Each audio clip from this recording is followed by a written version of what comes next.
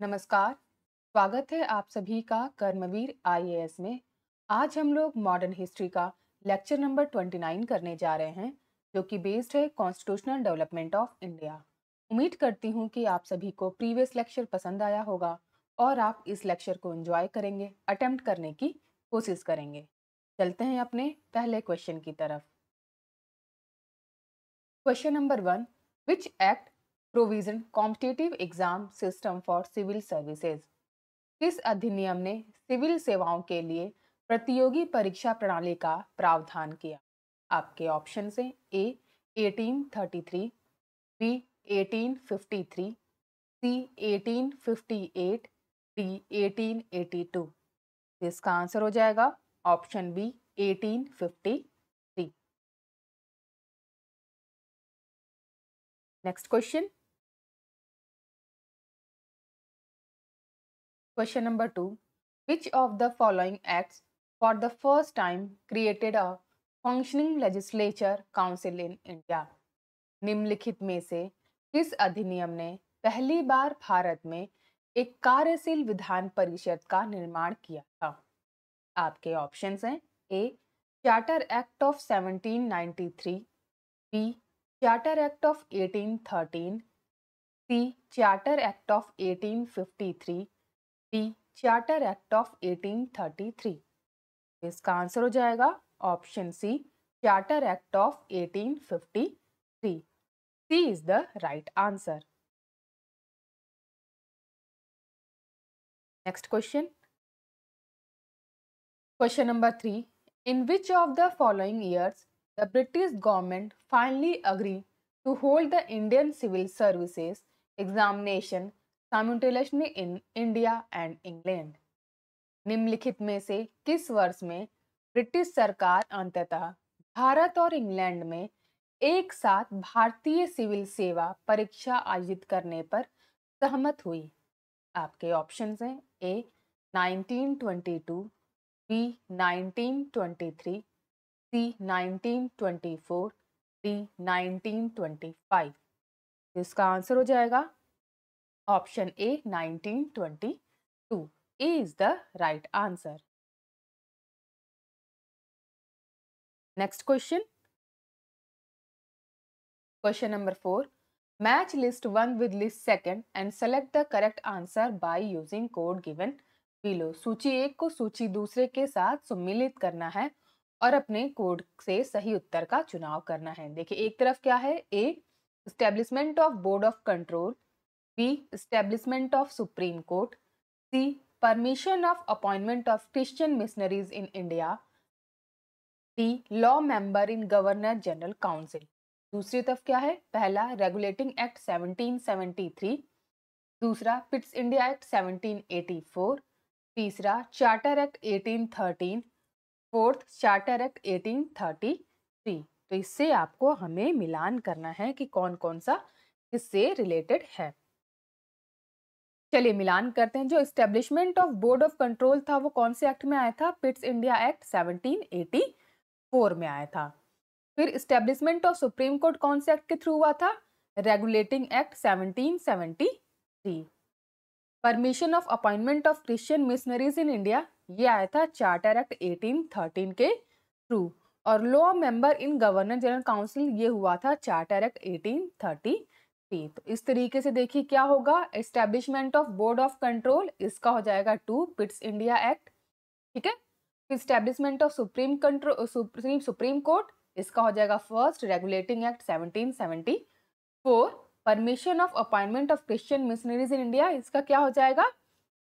Charter act of 1813 तीसरे से, और law member in governor general council इसका हो जाएगा चौथे से, चार्टर एक्ट 1833। तो इस तरीके से 2 1 3 4 ऑप्शन बी देखिए 2 1 3 4 B is the right answer. Next question,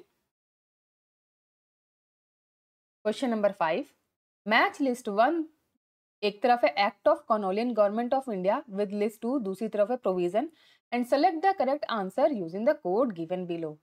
याद रखा, first charter act 1813, B regulating act 1773, C act of 1858 और D पिट्स India act 1784।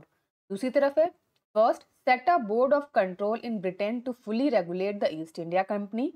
Second companies trade monopoly in India was ended. Third the power to govern was transferred from the East India Company to the British Crown. Fourth, the company's directors were asked to parents to the British government all correspondence and documents pertaining to the administration of the company. तो इसका अगर मिलान करना होगा तो कैसे हम लोग मिलान करेंगे? देखिए, चार्टर एक्ट अधिनियम 1813 किससे रिलेटेड है? इसका हो जाएगा भारत में कंपनी का व्यापार एकाधिकार समाप्त कर दिया गया था, तो पहले का हो जाएगा दूसरा। ठीक है, फिर रेगुलेटिंग एक्ट 1773 के थ्रू क्या हुआ था?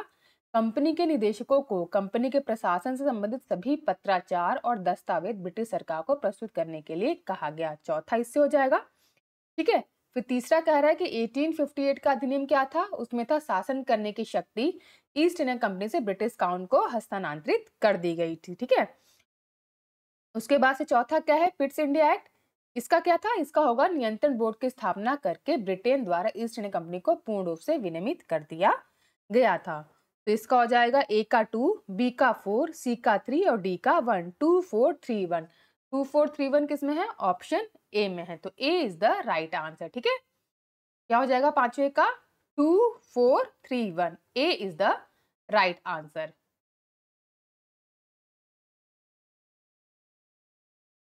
नेक्स्ट क्वेश्चन,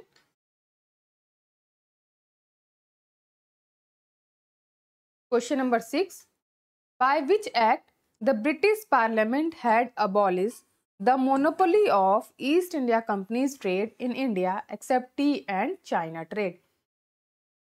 किस अधिनियम के द्वारा ब्रिटिश संसद ने चाय और चीन के व्यापार को छोड़कर भारत में ईस्ट इंडिया कंपनी के व्यापार के एकाधिकार को समाप्त कर दिया था? आपके ऑप्शन हैं A charter act of 1813, B charter act of 1833, C charter act of 1853, D charter act of 1873। तो इसका आंसर हो जाएगा option A charter act of 1813। A is the right answer.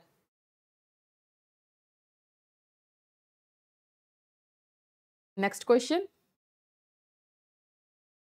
Question number 7, under which act board of control was established? किस अधिनियम के तहत नियंत्रण board की स्थापना की गई थी? आपके ऑप्शंस हैं A regulating act 1773, B settlement act 1781, C charter act 1813 और डी पिट्स इंडिया एक्ट 1784। तो इसका आंसर हो जाएगा option D पिट्स India act 1784। D is the right answer. Next question, question number 8, by which act British government abolished the monopoly of East India Company on trading of tea and sugar? British सरकार ने किस अधिनियम द्वारा चाय और चीनी के व्यापार पर ईस्ट इंडिया कंपनी का एकाधिकार समाप्त कर दिया था? आपके ऑप्शन हैं रेगुलेटिंग एक्ट 1773, पिट्स इंडिया एक्ट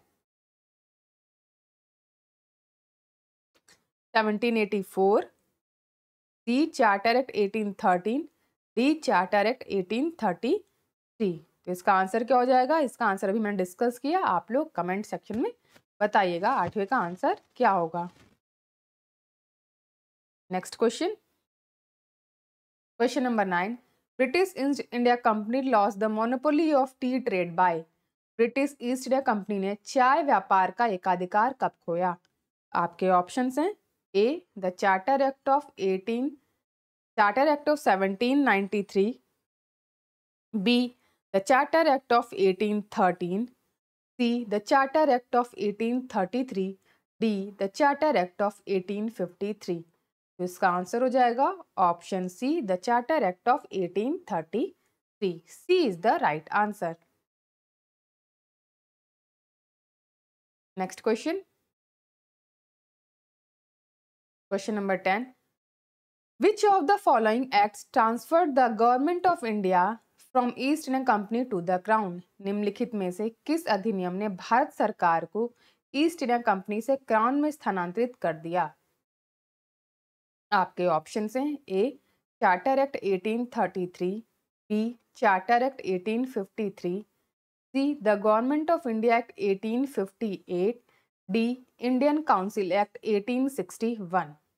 इसका आंसर हो जाएगा option C the government of India act 1858। C is the right answer. Next question, Question number 11. Consider the following statement. First, the Charter Act 1853 abolished East India Company monopoly of Indian trade. Second, under the Government of India Act 1858, the British Parliament abolished the East India Company altogether and undertook the responsibility of ruling India directly. Which of the statement given above is are correct? निम्नलिखित कथनों पर विचार करें। पहला, charter अधिनियम 1853 ने भारतीय व्यापार पर ईस्ट इंडिया कंपनी के एकाधिकार को समाप्त कर दिया।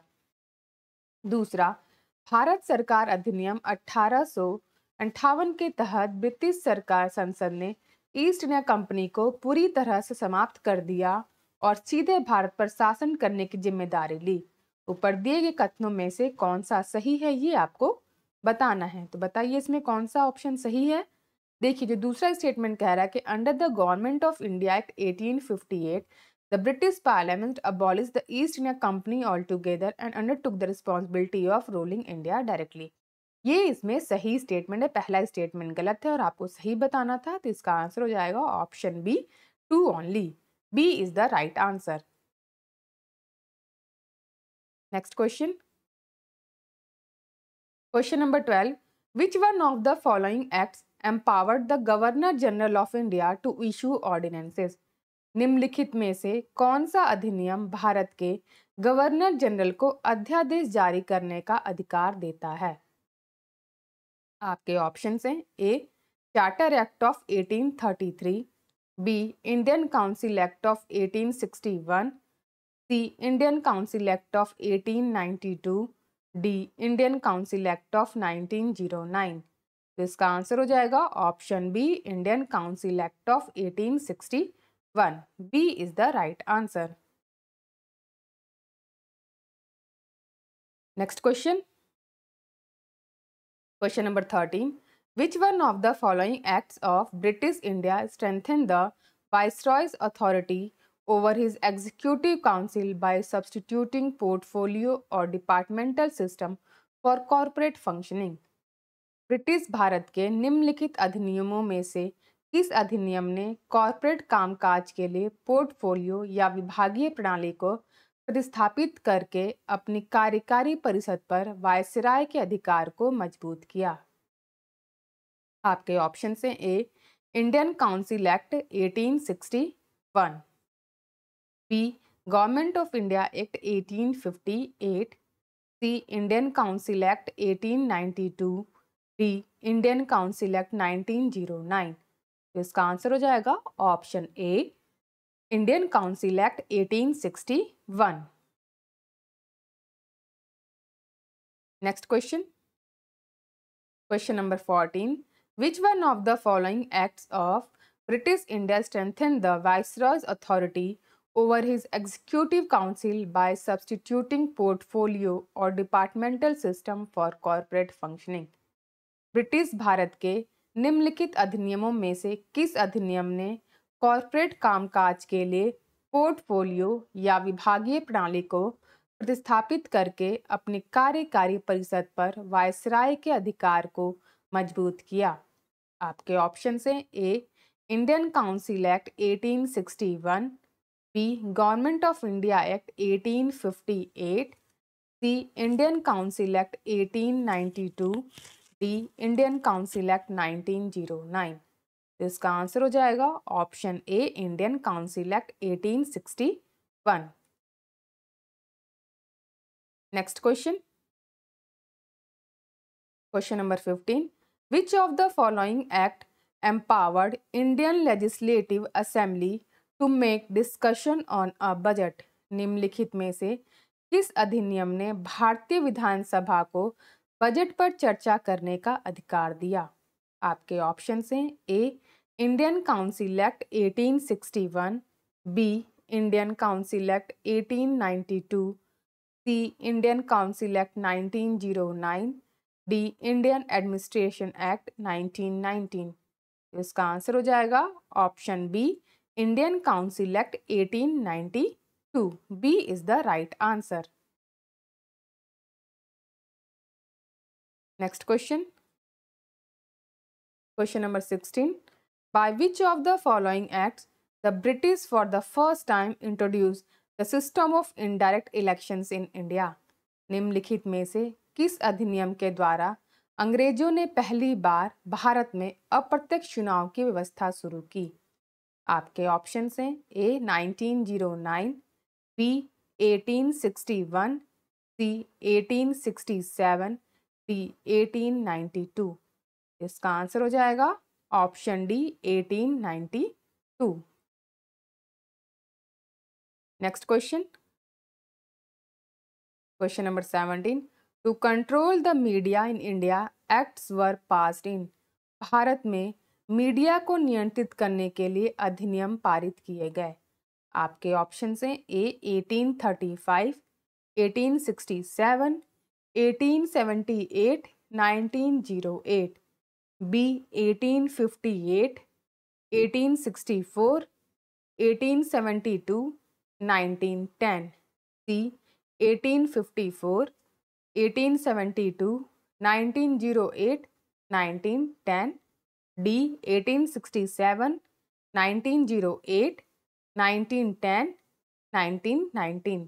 तो इसका आंसर हो जाएगा ऑप्शन ए 1835, 1867, 1878 और 1908। Next question, question number 18। When were High Court established in Bombay, Madras and Calcutta? Bombay, Madras और कलकत्ता में उच्च न्यायालयों की स्थापना कब की गई? आपके ऑप्शन हैं ए 1861, बी 1851, सी 1871, डी 1881। इसका आंसर हो जाएगा option A 1861। Next question, question number 19। The most short lived of all of Britain's constitutional experiment in India was. Bharat में ब्रिटेन के सभी संवैधानिक प्रयोगों में सबसे अल्पकालिक प्रयोग था। आपके ऑप्शन हैं A the Indian council act of 1861, B Indian council act of 1892, C Indian council act of 1909, D government of India act of 1919। इसका आंसर हो जाएगा option C Indian council act of 1909।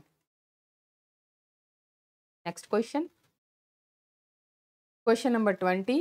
Which of the following act introduced separate electorate system in India? निम्नलिखित में से किस अधिनियम ने भारत में अलग निर्वाचन प्रणाली की शुरुआत की? आपके ऑप्शन हैं A the regulating act 1773, B the charter act 1833, C the Pitt's India act 1784, D the Indian council act 1909, E none of the above या more than one of the above. इसका आंसर हो जाएगा option D the Indian council act of 1909। Next question, question number 21। The Declaration of Reforms on August 20, 1917 is known as। 20 अगस्त 1917 को सुधारों की घोषणा को क्या कहा जाता है? आपके ऑप्शन हैं A Montagu declaration, B Morley declaration, C Minto declaration, D Chelmsford declaration. इसका आंसर हो जाएगा option A Montagu declaration. Next question, question number 22। The Montagu Chelmsford report form the basis of. Montagu Chelmsford report किसका आधार बनी? आपके option हैं A the Indian council act 1909, B the government of India act 1919, C the government of India act 1935, D the Indian independence act 1947। तो इसका answer हो जाएगा option B the government of India act 1919। B is the right answer. Next question, question number 23, the post of the Indian high commission was created by which act. भारतीय उच्चायोग का पद किस अधिनियम द्वारा सृजित किया गया था। आपके ऑप्शन हैं A the Indian council act 1909, B the government of India act 1919, C the government of India act 1935, D the Indian independence act 1947, E none of the above more than one of the above. तो इसका answer हो जाएगा option B the government of India act 1919। B is the right answer. Next question, question number 24, in which constitutional document dyarchy system was introduced in Indian provinces. किस संवैधानिक दस्तावेज में भारतीय प्रांतों में वैध शासन व्यवस्था लागू की गई थी। आपके ऑप्शन हैं ए 1892, बी 1909, सी 1919, डी 1935। इसका आंसर हो जाएगा option C 1919। C is the right answer. Next question, question number 25, the Montagu Chelmsford proposals were related to. Montagu Chelmsford प्रस्ताव किससे संबंधित थे। आपके ऑप्शन हैं A social reform, B educational reform, C reforms in police administration, D constitutional reform. इसका answer हो जाएगा option D constitutional reform. D is the right answer. आज हमने सेट ऑफ 25 क्वेश्चंस को कंप्लीट कर लिया है। अगर आप सभी को ये सीरीज अच्छी लग रही है तो प्लीज़ लाइक कीजिए, कमेंट कीजिए और सब्सक्राइब कीजिए हमारे चैनल कर्मवीर IAS को।